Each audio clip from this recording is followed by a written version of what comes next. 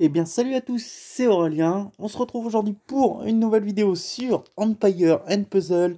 Et comme pas mal d'entre nous, on est assez impatient de la saison 4 qui arrive donc très bientôt, donc le 25. Donc j'ai été fouillé un petit peu partout et j'ai trouvé la liste des héros. Donc on va en analyser quelques-uns et on le fera certainement en plusieurs vidéos. Une aujourd'hui, une demain. Et on verra après pour où on en est, parce que sinon la vidéo va durer beaucoup trop longtemps.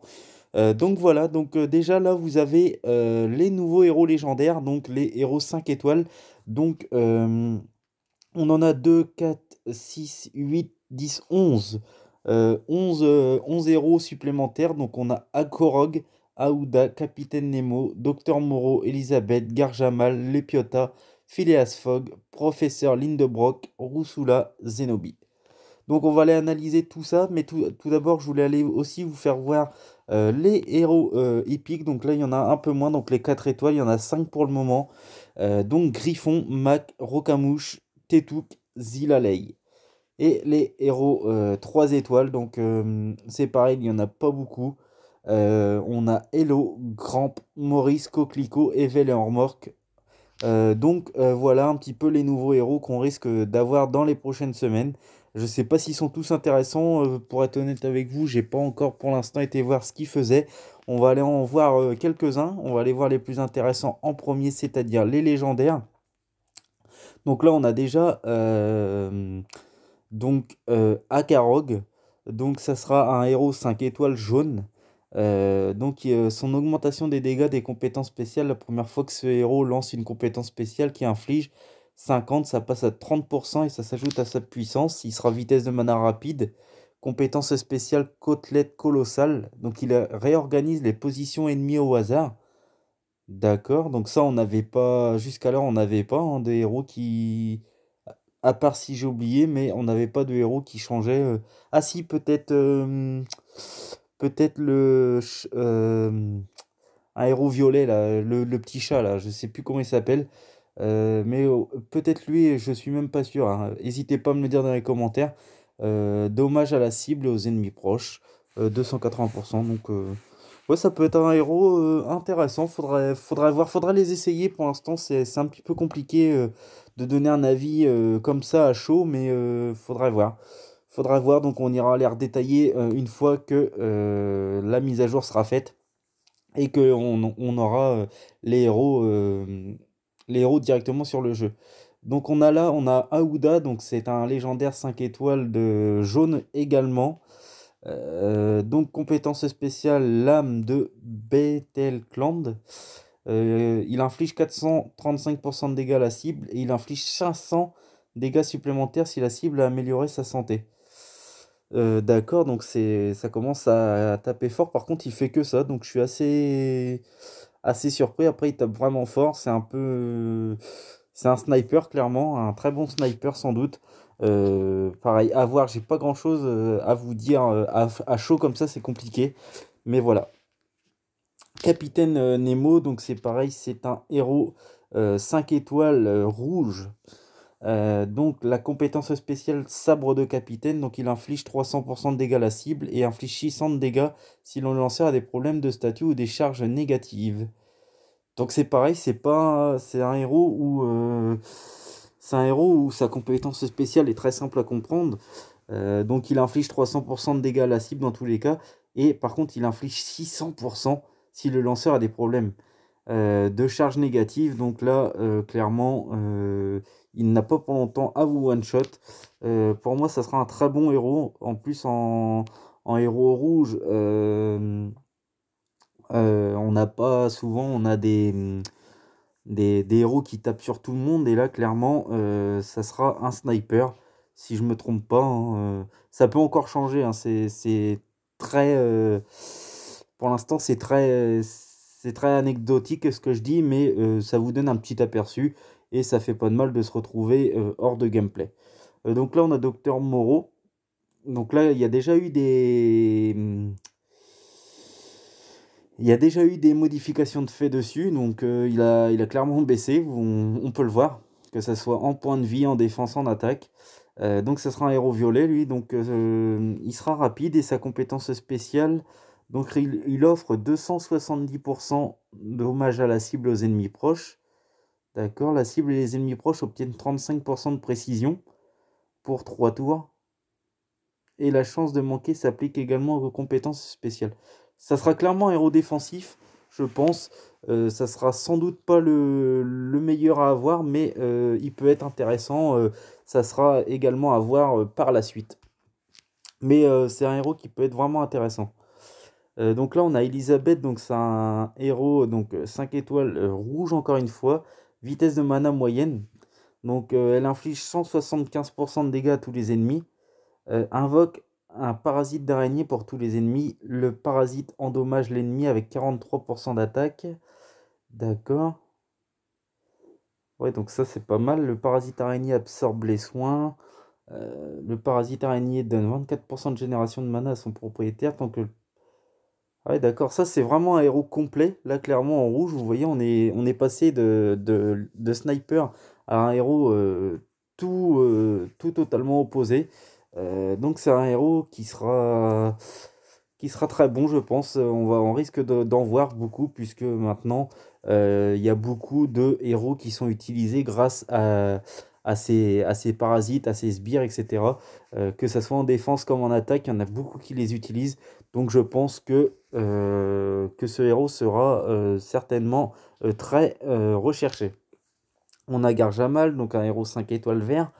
Donc il est rapide, il inflige 430% de dégâts à la cible. Le lanceur régénère 675 en 3 tours. La durée est réinitialisée si le lanceur est touché par des dégâts directs d'une compétence spéciale. D'accord, donc si en gros, ouais, s'il accorde sa compétence spéciale sur les 3 tours, il régénère, il réinitialise ses 675 points de vie. Donc c'est pas mal. C'est pas mal, surtout qu'il fait des dégâts aussi. Donc ça sera un sniper qui se régénère. Donc il est plutôt intéressant ce héros. Sachant que j'ai une petite préférence moi pour les snipers. Par contre, ils ont fait partout des, des modifications, c'est atroce. Donc là, on a l'Epiota, donc héros violet. Donc la vitesse de mana est rapide. Oula. Il supprime tous les effets. Supprime même les effets qui sont indispellables.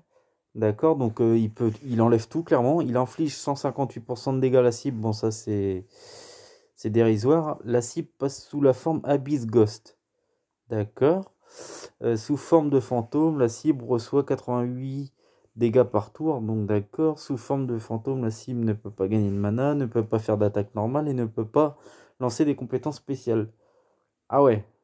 Ah ouais, là clairement, ce héros-là, j'ai pas du tout de